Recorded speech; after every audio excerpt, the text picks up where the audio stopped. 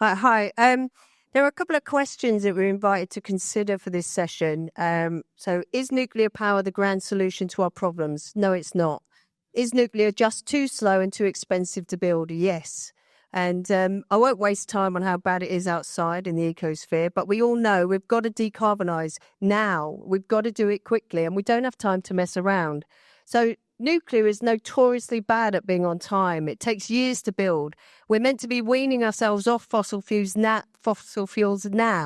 If we wait around for another 15 to 20 years or whatever for nuclear plans to be drawn up, all to go through and for it to be built, by the time we get through that, you've got another 15 years or so of continuing the fossil fuels that we're using now, because you don't get any reduction in it until the nuclear power plant is built.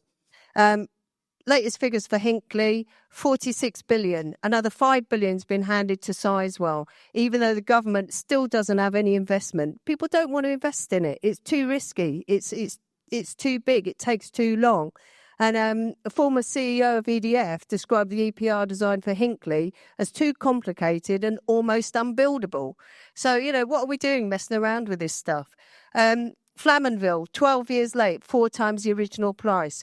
Olkiluoto, 14 years late. And I know it's true in China. They built the reactors at Taishan fairly much on time, but one of them was shut down, and it's been shut down for a year.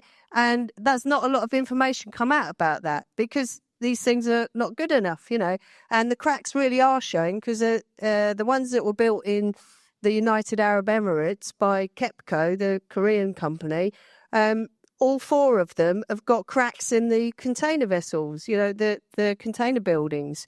So I think, and, for these reasons, we shouldn't be messing around with this nuclear stuff. It's too dangerous. It's got to go in the ground for 300,000 years or whatever. We can't keep it safe. It's not fair to be passing this on to future generations, especially at a time when they'll be dealing with this with more extreme weather events, with reduced access to cheap fuel, and we're leaving them this legacy, and it's just not right. So I don't think we should be building them. And actually, it's not very ambitious. We've got far better things that we could be doing with that money. If you put that investment into renewables, if you put that investment into insulation, we can.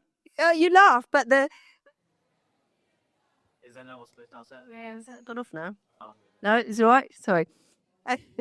And I think it shows a lack of ambition to kind of go on with building nuclear.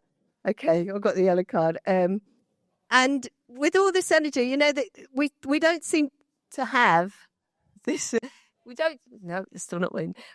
Okay, we don't seem to have many people talking about the reductions that we need to do. It seems to be that we want to have this energy forever to keep making us happy to live this better life. But actually, there's a heck of a lot of people that are really worried about the climate. When you talk to young people, they're really concerned about the future. What are we actually leaving them with this legacy that they're going to have to deal with for years to come?